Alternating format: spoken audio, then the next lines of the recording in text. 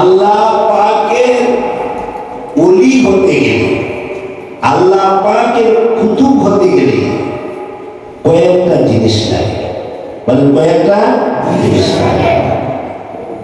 বলবো জিনিসগুলো কি? নাম্বার 1 কিতাবুল্লাহ। সুবহানাল্লাহ। নাম্বার 1 কিতাবুল্লাহ। আরেকটু জোরে বলেন না, আরেকটু জোরে বলেন না। কিতাবুল্লাহ।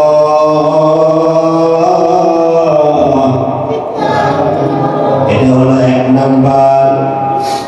2 নাম্বার হলো রাসূলুল্লাহ মুহাম্মাদুর রাসূলুল্লাহ।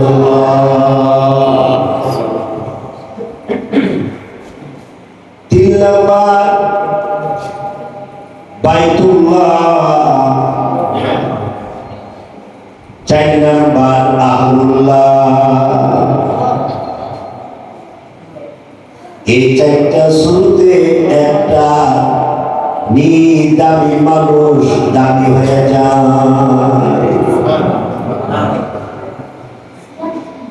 এই 4টা অনেক দামি জিনিস।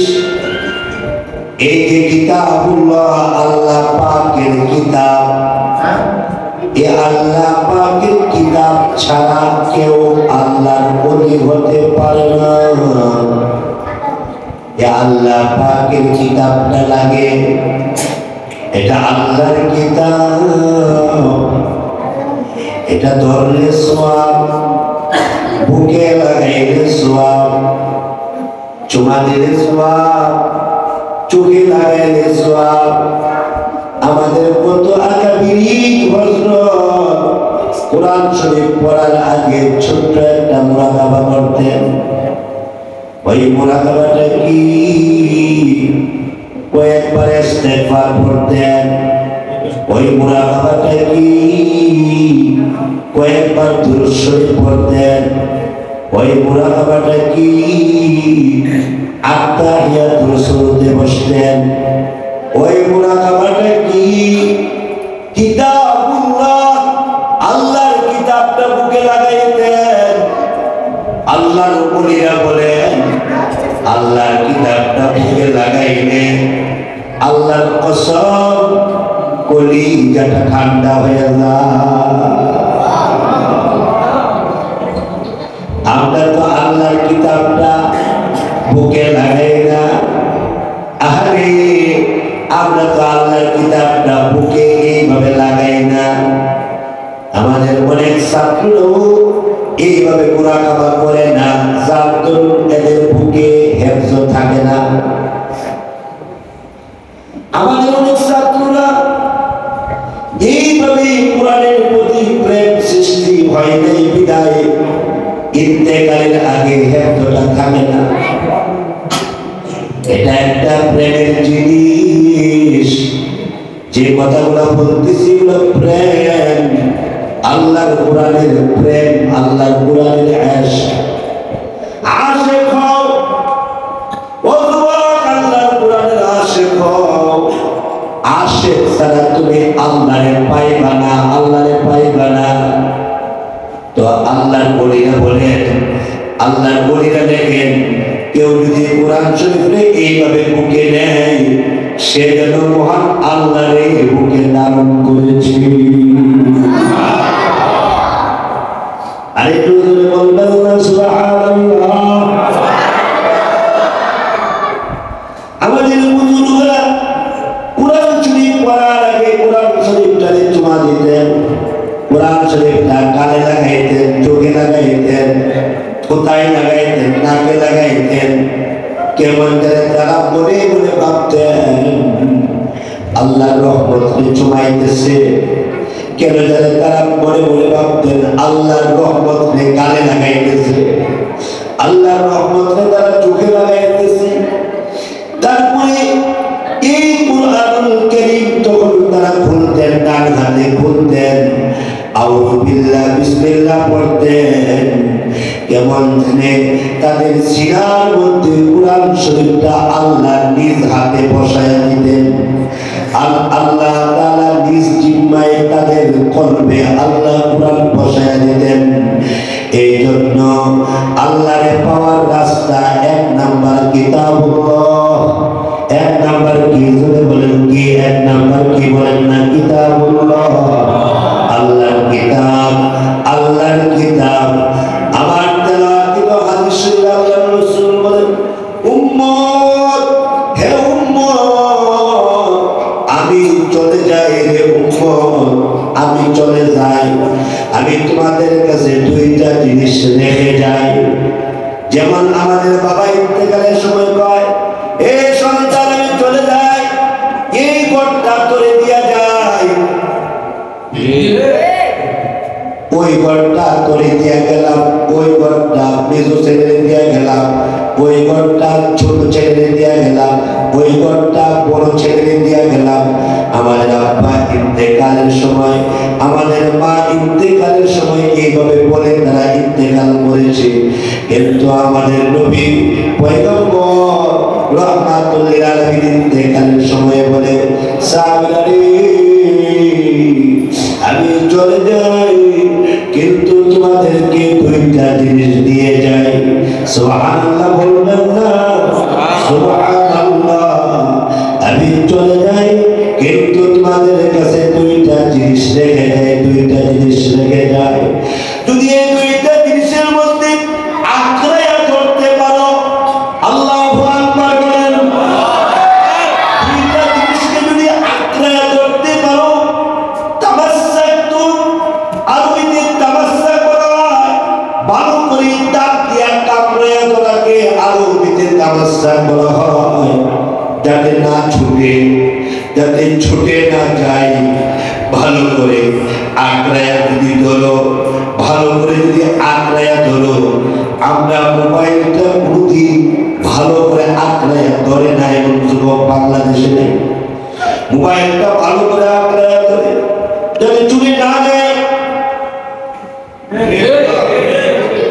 ডাকাতে যেতে না দেয়। মোবাইলটা ভালো করে আঁকড়াইয়া ধরে শিখছে যাতে সন্ত্রাসীরা মোবাইলটা না নেয়। আমার খাদেমরা প্রায় বলে থাকেন, হুজুর মোবাইলটা সাবধান, হুজুর মোবাইলটা সাবধান। তাহলে বোঝা গেল মোবাইল কিভাবে সেই বেটাকে এরা শিখা বানাইছে, মোবাইল কিভাবে সংরক্ষণ হবে এটা শিখছে। কিন্তু আল্লাহ রাসূল বলেন, আমি চলে যাই, দুইটা জিনিস যদি তোমরা ভালো করে সেভ করতে পারো, আঁকড়ায় করতে পারো, আমি নবী ঘোষণা দিলাম জীবনে জিন্দেগিতে কোনোদিন তোমরা গোমরা হইবা না। লান তাদিল্লু, লান তাদিল্লু, কখনো গোমরা হবে না। সুবহানাল্লাহ, আল্লাহ যদি আঁকড়ে ধরতে পারো গোমরা হবে না, প্রশ্ন হবে না। ও মিয়া, আমরা যারা বাসে চলি, বাসে চলার সময় দেখবেন আপনি যে সিটে বসছেন, তো এই সিটের পাশে আরেকজন বসছে, যেমন উনি আমার পাশে বসছে। তো পাশে বসার পর আমার যখন পেশাবের বের হয়েছে, অতিরিক্ত পেশাবে ধরছে, বাস ছাড়া আর 10 মিনিট বাকি আছে, ওই মিনিট 10 মিনিট বাকি আছে। তো আমি আমার সিটটার মধ্যে এইভাবে আমার রুমালটা রেখে দিলাম, আমার সিটের মধ্যে আমার ব্যাগটা রেখে দিলাম, আমার রুমালটা রেখে দিলাম। কেন জানেননি? ব্যাগ আর রুমাল দিয়া আমার সিটটা আমি আটকাইলাম।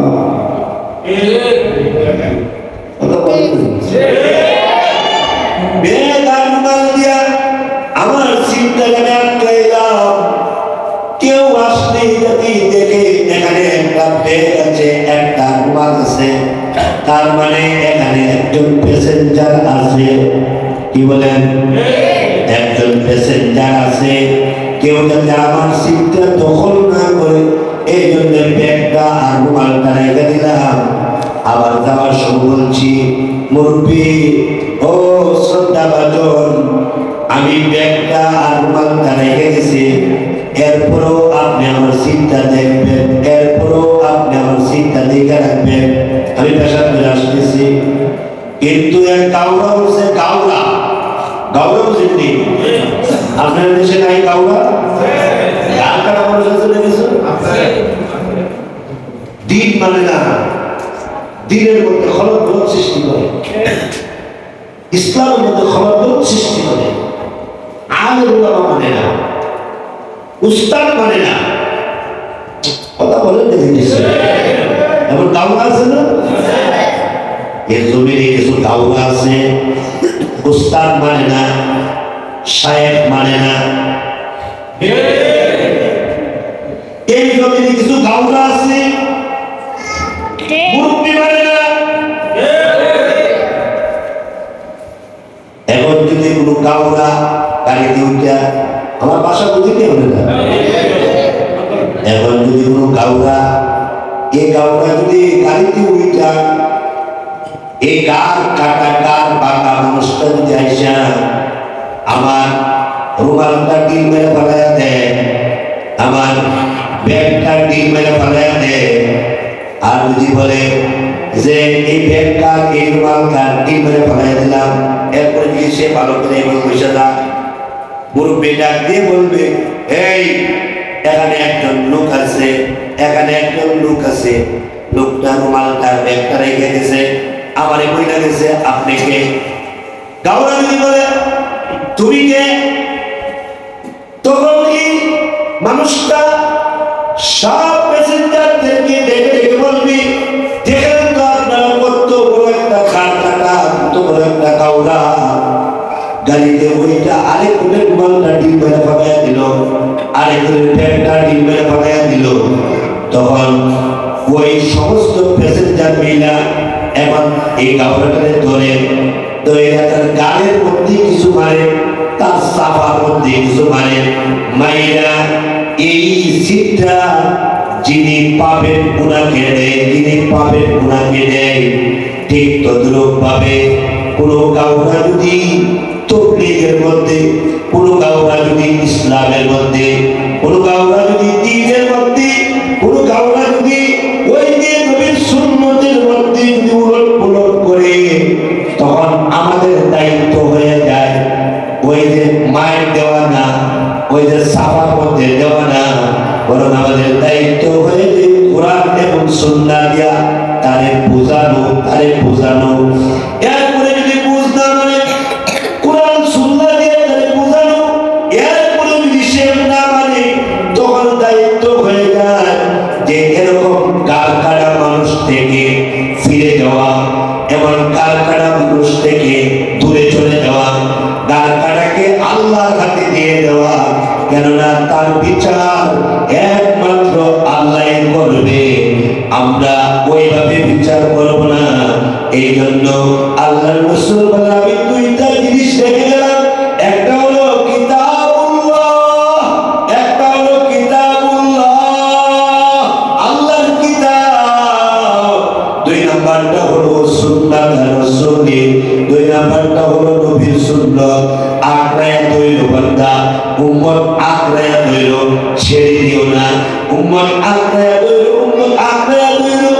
ওই যে ইমাম আহমদ ইবনে হাম্বল রাহমাতুল্লাহ আলাইহি বলেন, আমার পিঠের দিকে তাকায়া দেখো পিঠটার অবস্থা কি, এমনি তখন দেখা যায় পিঠের মধ্যে গোশত নাই, পিঠের মধ্যে গোশত বলতে কিচ্ছু নাই, হাড্ডিগুলা দেখা যায়, কোমরে গোশত নাই, হাড্ডি দেখা যায়। এই ইমাম আহমদ ইবনে হাম্বল, কোমরের গোশতগুলা কোথায়, পিঠের চামড়া কোথায়, হাড্ডি দেখা যায়।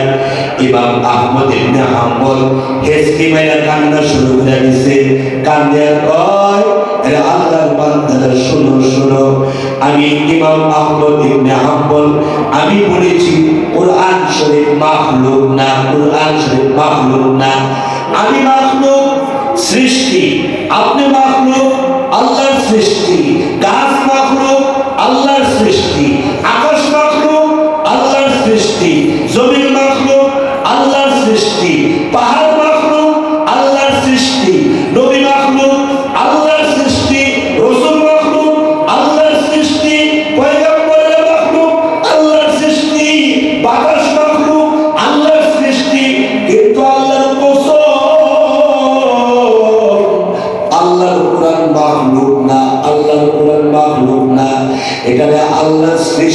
করে নাই, বরং এটা আল্লাহর কুদরতি জবান দিয়ে বাহির হয়েছে।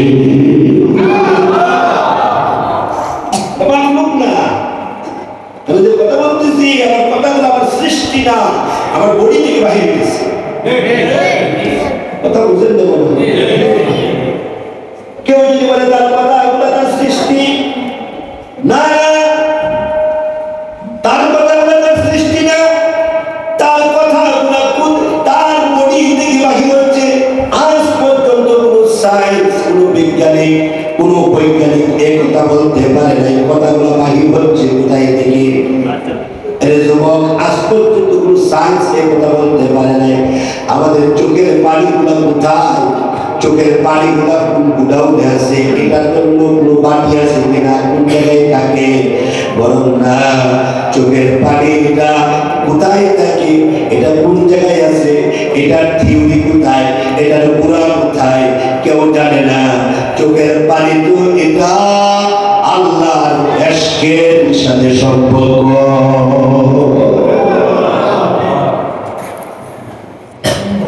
ইমাম আহমদ ইবনে হাম্বল বলেন, কুরআন মাখলুক না রে, সব মাখলুক।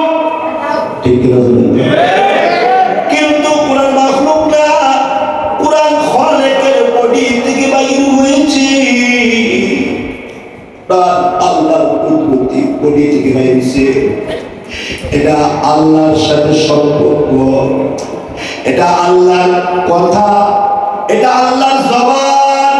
আল্লাহু আকবার বলেন।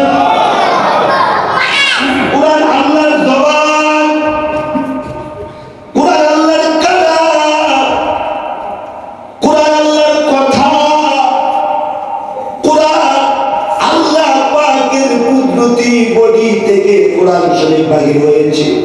এ কথা বলতে দেরি হয়েছে। রাষ্ট্রের যিনি রাষ্ট্রপতি আমাকে বেত্রাঘাত শুরু করে দিল, আমাকে মায়ের শুরু করে দিল। আমার বেত্রাঘাত করতে করতে আমার পিঠের চামড়া সুলায় ফেলছে। আমাকে বলা হচ্ছে বলো কুরআন মাখলুক, আমি বলছি মাখলুক না। বলো মাখলুক, আমি বলছি মাখলুক না। ইতিহাস লেখেন ইমাম আহমদ ইবনে হাম্বলকে যে মার দেওয়া হয়েছে, এই মার যদি আমাদের উট বাছুরগুলাকে দেওয়া হইতো, উট বাছুরগুলা হেম্বা করতে করতে এগুলা মারা যেত। ইমাম আহমদ ইবনে হাম্বল বলেন, আমাকে পিটাইয়া রক্তাক্ত কইরা আমাকে যখন রাস্তায় ফেলাইয়া রাখলো, বেদনা আর কষ্ট সহ্য করতে না পেরে গভীর রজনীতে আমি কান্দি। আল্লাহ কোরআনের জন্য পিঠের চামড়া শেষ, আল্লাহ কোরআনের জন্য আমার কবরের গোশত শেষ। আল্লাহ কোরআনের কথা বলতে গিয়ে আমার পিঠের চামড়া নাই, আমার কবরের গোশত নাই। এই কথা বলি ইমাম আহমদ ইবনে হাম্বলের চোখটা লেগে গেছে। চোখ লাগার পরে আল্লাহর নবী রহমাতুল লিল আলামিন, নবী দুজাহান বিশ্ব নবী রহমাতুল লিল আলামিন দেখে বলে, ইমাম আহমদ ইবনে হাম্বল রে, চিন্তা করিস না, যে কথার কারণে পিতা খাচ্ছস, আমি নবী অপেক্ষা করতেছি, তুই আসবি আর তোর সাথে আমি নবীর সাক্ষাৎ হয়ে যাবে।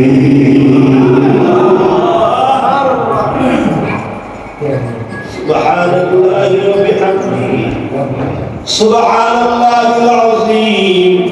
বলেন না সুবহানাল্লাহি ওয়া বিহামদিহি, সুবহানাল্লাহিল আযীম ওয়া বিহামদিহি ওয়াস্তাগফিরুল্লাহ ওয়া লা হাওলা ওয়া লা কুওয়াতা ইল্লা বিল্লাহ। ইসবাব এই এলাকার পুরা বাবা, এই এলাকার নারী, এই এলাকার যুবক যুবতী, তোমরা বইলা দিয়ে গেলাম কুরআন ছাড়বা না, কুরআনকে ধরো, কুরআনকে আঁকড়ায়া ধরো। ইমাম আহমদ ইবনে হাম্বল বলেন, আমার শাইখের নাম হলো বিশরে হাফি।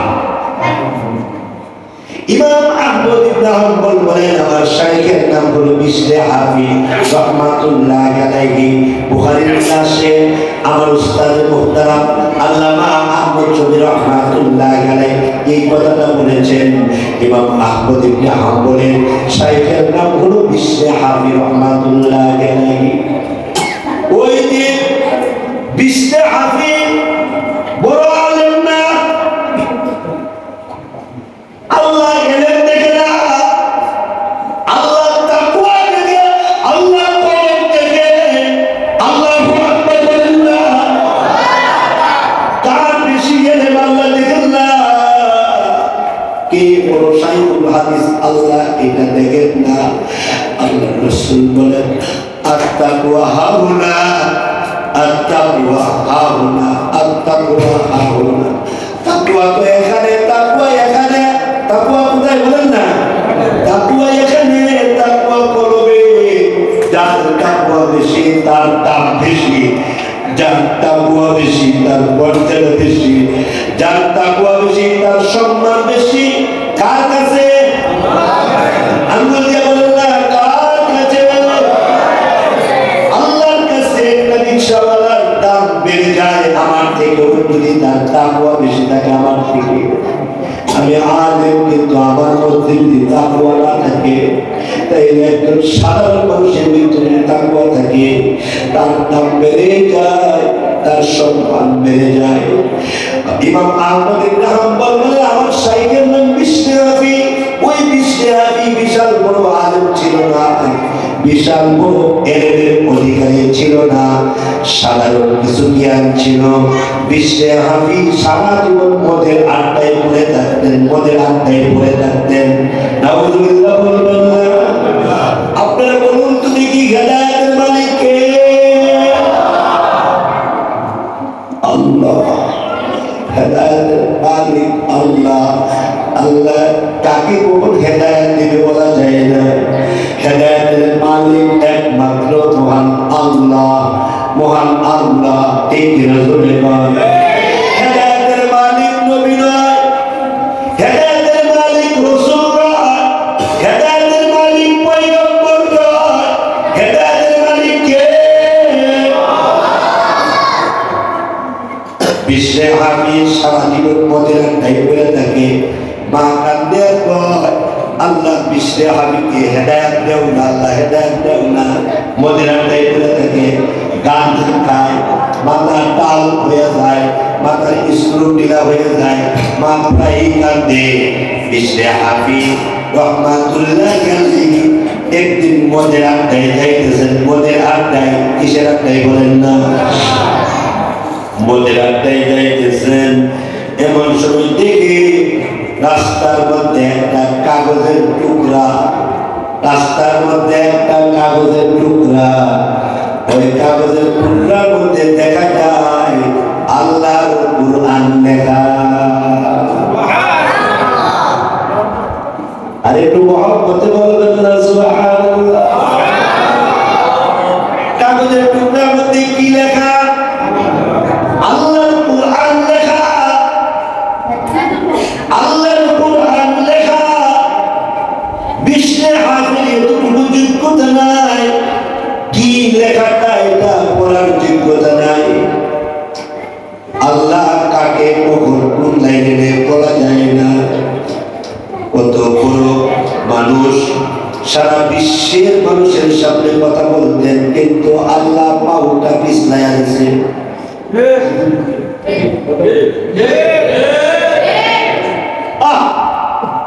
আর কত সবর, কবে সবর হবে? আমরা উল্টামি করি আর ফাজলামি করি। এখান থেকে সবর নেওয়ার দরকার ছিল, ঠিক কিনা? এখান থেকে সবর নেওয়ার দরকার ছিল, বিশ্বের মানুষের সামনে।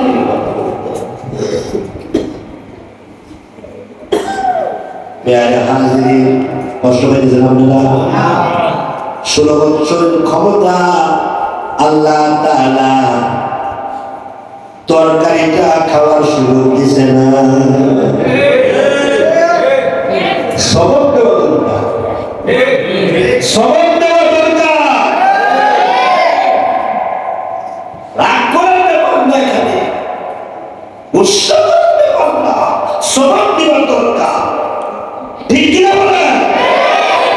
আমরা রাগ করি, মোল্লা রসুল রাগ, সবক নেই না।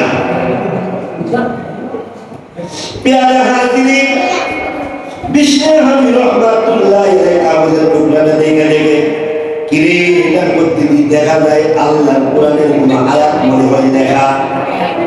উনি লেখ করছেন না, কাগজের টুকরাটা দিয়া নিজের জনম দুঃখী মার কাছে চলে গেছে। মার কাছে কেনা দেবে আম্মা, আসসালামু আলাইকুম মা। ও জনম দুঃখী মা, গর্ভধারিণী মা, আপনার মা দেখেন না গো, রাস্তার মধ্যে একটা কাগজের টুকরা পেয়েছি, ওই টুকরাটার মধ্যে আরবি লেখা লেখা নেই, আরবি লেখা বলেন না, লেখাটা কি? মা তাকায় দেখি কাগজের টুকরার মধ্যে লেখা আছে, সবাই আমার সাথে বলেন বিসমিল্লাহির রহমানির রহিম।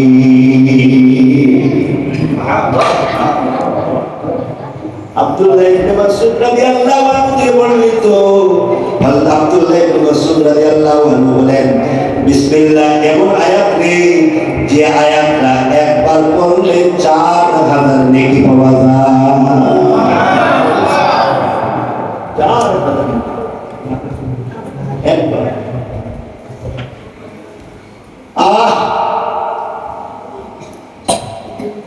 হযরত আব্দুল্লাহ ইবনে আব্বাস রাদিয়াল্লাহু আনহু বলেন, বিসমিল্লাহ যদি কেউ পড়ে তো তার কাজে বরকত আইসা পড়ে, আর না পড়লে কাজটা লেস কাটা হয়ে যায়। আব্দুল্লাহ ইবনে আব্বাস বলেন, ফজর এবং মাগরিবের পরে যদি কেউ 19 বার পড়ে বিসমিল্লাহির রহমানির রহিম, সে জাহান্নামের 19 প্রকার আযাব থেকে আল্লাহর দরবারে সে বেঁচে গেল। জাহান্নামের 19 প্রকার আযাব আল্লাহ তাকে দিবেন না। বিসমিল্লাহির রহমানির রহিম এত পাওয়ার। আল্লাহর রাসূল বলেন, জিবরাইল যতবার আসছে ততবার বিসমিল্লাহ বলছে। বিসমিল্লাহ ছাড়া কোনো আয়াত জিবরাইল আমাকে শোনাইছে না।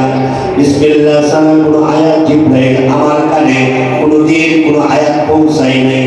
একমাত্র সূরা তাওবার আগে বিসমিল্লাহ বলে নাই, বাকি যতবার আসছে বিসমিল্লাহির রহমানির রহিম বললা, বিসমিল্লাহির রহমানির রহিম, বিসমিল্লাহির রহমানির রহিম।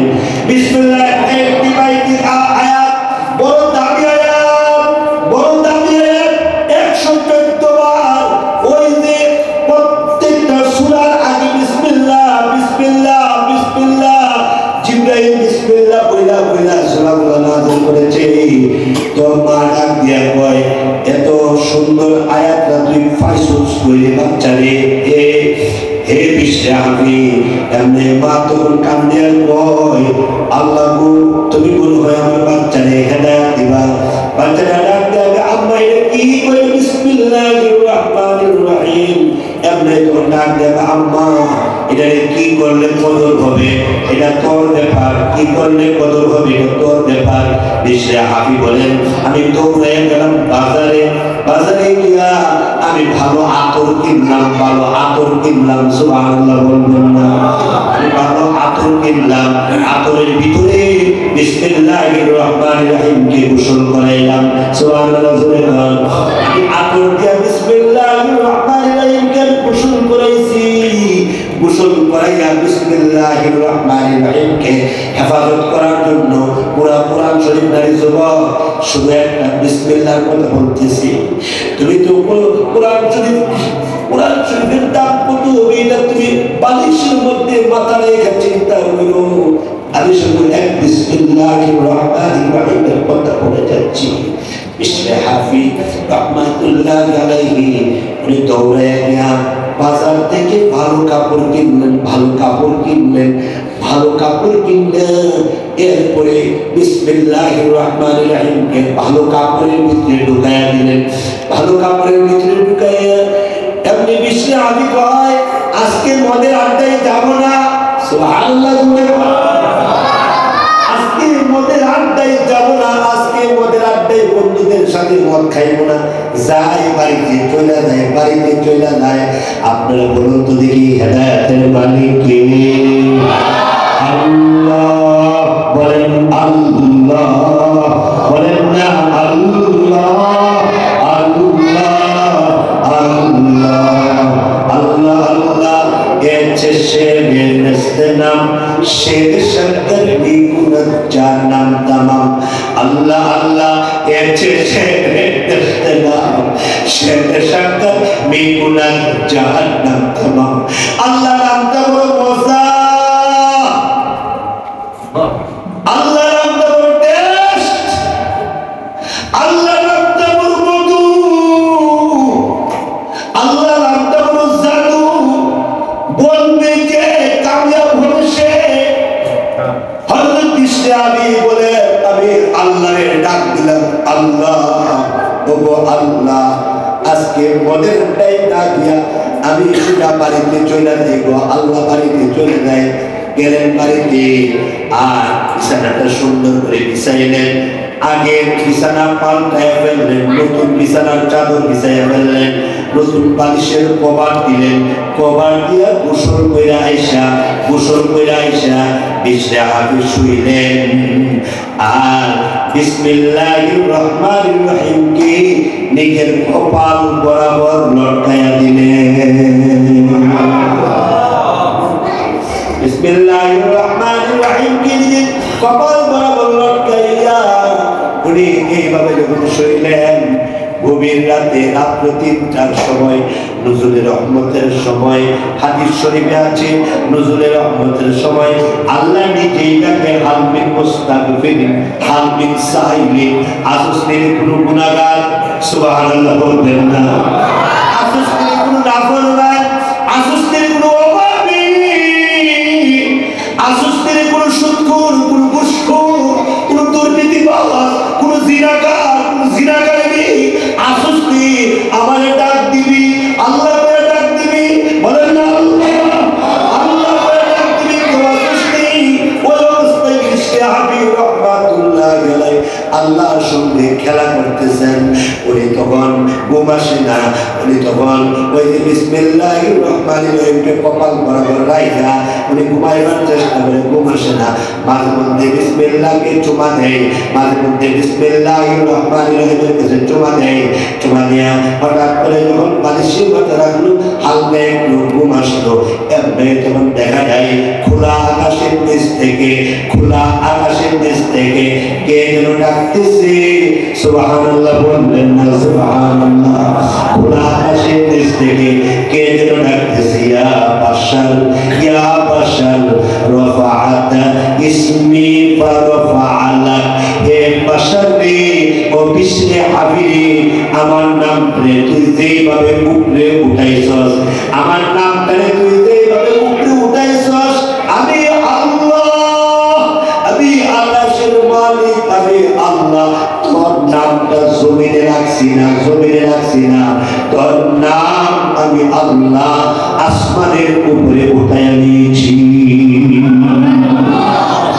সকালবেলা বিশ্বে হাফির চেহারা পরিবর্তন হয়ে গেছে, সকালবেলা বিশ্বে হাফির চেহারা পরিবর্তন হয়ে গেছে, চেহারার মধ্যে অন্যরকম ভাব দেখা যায়। মা ডাক দেখে, কি ব্যাপার? যখন ডাক দেখে, আম্মা ওয়াদা দিলাম আর জীবনে কোনোদিন পদের আড্ডায় যাব না, আর কোনোদিন পদ খাইব না, আমাকে মাফ করে দেন। ওই বিশ্বে হাফিকে আল্লাহ এমন উচ্চা মোকাম দিছে, জমানার সবচেয়ে বড় ইমাম, ইমাম আহমদ ইবনে হাম্বল রাহমাতুল্লাহ আলাইহি শায়েখ বানায়া দিছে। কত বড় উদ্দেশ্য একটাই, কিতাবুল্লাহ ছাড়া তুমি কেমনে আগে বাড়তে চাও, কিভাবে রাজনীতি করতে চাও কিতাবুল্লাহ ছাড়া, কিভাবে পলিটিক্যাল করতে চাও কিতাবুল্লাহ ছাড়া, কিভাবে ব্যবসা করতে চাও কিতাবুল্লাহ ছাড়া, কিভাবে বিয়ে করতে চাও কিতাবুল্লাহ ছাড়া, কিভাবে লেনদেন করতে চাও কিতাবুল্লাহ ছাড়া। এইভাবে কিতাবুল্লাহ, এটা আমার জান, কিতাবুল্লাহ এটা আমার প্রাণ, কিতাবুল্লাহ এটা আমার কলব, কিতাবুল্লাহ এটা আমার রূহ, কিতাবুল্লাহ এটা আমার আত্মা। ঠিক কিনা বলে, ঠিক কিনা বলে? আজকে প্রোগ্রামে এই কিতাবুল্লাহ, এটা আল্লাহর কিতাব, এটাকে ধরতে হবে, নবীর সুন্নতকে ধরতে হবে, কিতাবুল্লাহকে ধরতে হবে। যদি ধরি তা আমি রিকশাওয়ালা হইল, আমার দাম বেড়ে যাবে। এই মার্কাজটা কোরআন এবং কিতাবুল্লাহ এবং রাসূলুল্লাহ নবীর সুন্নতের মার্কাজ, এটা আপনাদের কাছে আমানত, সবার কাছে আমানত, উলামায়ে কেরামের কাছে আমানত, মুরব্বীদের কাছে আমানত, এলাকার মহিলাদের কাছে আমানত, বাজার কমিটির কাছে আমানত, এলাকার সমস্ত মানুষের কাছে এই মার্কাজটা আমানত দিয়ে গেলাম। এখানে সম্পর্ক রাখবেন, সম্পর্ক রাখবেন, ইনশাআল্লাহ একসাথে জান্নাত নসিব হবে। মান তাশাব্বাহা বিকওমিন ফাহুয়া মিনহুম, একসাথে জান্নাত নসিব হবে। সম্পর্ক রাখবেন। নতুন প্রতিষ্ঠান নামটা আমি দিয়েছি, শেষের নামটা এশকের সাথে লাগাইছে। আশিক তো আশিকের নাম লাগাইছে, রাষ্ট্রের নামটা, এদেরকে রাষ্ট্রের নাম তো গুনাহগারের নাম, আমি উচ্চারণ করি নাই। এই জন্য এর আগের দুইটা নাম মিজানুল উলুম আল কাসিমিয়া, আল্লাহ পাকের দুই পেয়ারা বান্দার নাম, এই মাদ্রাসার নামকরণ করা হয়েছে। আমার আশা এই মাদ্রাসা দ্বারা গোটা এলাকার মানুষের হেদায়েতের জরিয়া হয়ে যাবে ইনশাআল্লাহ। আমার আশা এই মাদ্রাসার সাথে সম্পর্ক রাখলে ইমানের সাথে মৃত্যু নসিব হবে। আমার আশা এই মাদ্রাসার ওসিলায় এই এলাকার কবরস্থানের আযাব আল্লাহ মাফ করে দিবে। এই মাদ্রাসা এখানকার, এই মাদ্রাসা সব মুসলমানদের তিরস্কার করবেন না কোনো মুসলমানকে। সবাই জরুরি মহব্বতে চলবে, সকলের প্রেম ভালোবাসা এই মাদ্রাসাটা চলবে, সকলের প্রেম ভালোবাসা এই মাদ্রাসাটা চলবে ইনশাআল্লাহ। আমাদেরকে যদি কেউ বিচ্ছিন্ন করতে না পারে, এই হাতের 5টা আঙ্গুল কি সমান? কিন্তু ভাত খাওয়ার সময় 5টা আঙ্গুল লাগে কিনা বলে? লাগে। একজনকে একটা জিনিস করতে 5টা আঙ্গুল লাগে, দেখতে আঙ্গুল লাগে, খাইতে আঙ্গুল লাগে, লুকমা দিতে আঙ্গুল লাগে, কিন্তু 5টা আঙ্গুল সমান। কাজেই সমাজের প্রত্যেক মানুষ সমান হবে না। সমাজের প্রত্যেক মানুষকে আপনার সমান, আপনি মনে করবেন না যে সে নিকৃষ্ট, সে পারে না, সে জানে না, এমন করবেন না। মিলে মিলে চলুন, মিলে মহব্বতে চলুন। একটা দলের নেতারা চলে গেছে, একটা দলের নেতারা চলে গেছে, তাদের জাত তারা বাঁচাই ফেলছে, কিন্তু এই কর্মীগুলোর অবস্থা, নেতারা কর্মীদের দিকে একটা বার তাকায় না। অথচ আল্লাহ রাসূল উহুদের ময়দানে নিজে আহত হয়েছে, তথাপি সাহাবায়ে কেরামকে ফেলে তারা নবীজি চলে যান নাই। ঠিক কিনা বলেন? নেতা হলে যেমন নেতা হবে, নেতা হলে এমন নেতা দরকার, যে নেতা কর্মী বলে ভাববে না। কাজী যারা আছে এদের উপরে কোনো প্রকার কোনো আঘাত করা যাবে না। তারা আমাদের ভাই, কথা বলে না কিছু যে যদি কোনো জুলুম আর নির্যাতনে ই হয়, এটা আল্লাহ পাক দেখবে এবং রাষ্ট্র দেখবে। কিন্তু আমার এলাকার ভাই ভাই, আমরা ভাই ভাই হয়ে চলবো ইনশাআল্লাহ। মানে ইনশাআল্লাহ নামাজ একসাথে পড়েন, রোজা একসাথে রাখেন, হজে একসাথে যান, মারামারি করবেন কেন? মারামারি করবেন না, জরুরি মহব্বতে চলবেন। বুঝলে সবার উপর সমান না, সবাইকে নিজেরা আপন মনে করে আপন মনে করে এইভাবে চলবেন ইনশাআল্লাহ। আল্লাহ কামিয়াবি দিবে, আল্লাহ আপনাদের জীবন সফল করবে। আমি আপনাদের সুস্বাস্থ্য ইমানি হায়াত কামনা করি। এই মাদ্রাসা একদিন ইনশাআল্লাহ এটা দারুল দেওবন্দের মতো হবে ইনশাআল্লাহ। আমি আইনগড়া পরিষদের ভাইদেরকে বলে গেছি, তারা যে কোনো পরামর্শ এই মাদ্রাসায় যাতে করে, এটা তাদের মাদ্রাসা। সব ওলামায়ে কেরামকে বলে গেছি, এই মাদ্রাসায় যাতে তারা আয়সা একটু চা পান খায়, মাদ্রাসার সাথে যাতে গভীর সম্পর্ক রাখে। আর এই মুরব্বী আবু বকর সাহেবের বাবা, মুস্তাজাবুদ দাওয়া মানুষ, দিনের দায়ী দাওয়া দিকের মানুষ, চিল্লা দেওয়ালা মানুষ এবং নেশা সব আসছে, উনাকে বলছি আপনি যদি দোয়া করেন আপনার বাচ্চার জন্য, ইনশাআল্লাহ আল্লাহ তাআলা জায়গারও ব্যবস্থা করবেন। আমার সে মুদ্রা 10 বছর পর্যন্ত কান্নাকাটি করার পর গত সপ্তাহ 1,08,50,000 টাকা দিয়ে আমি মসজিদ মাদ্রাসার জন্য জায়গা করে দিয়েছি। চোখের পানি লাগবে, এই সব মানুষের চোখের পানি লাগবে। আল্লাহ তাআলা আজকের এই কথা আমাকে আপনাদের সবাইকে সারা বিশ্বের সমস্ত মুসলমান নরনারীকে কিয়ামত পর্যন্ত আনেওয়ালা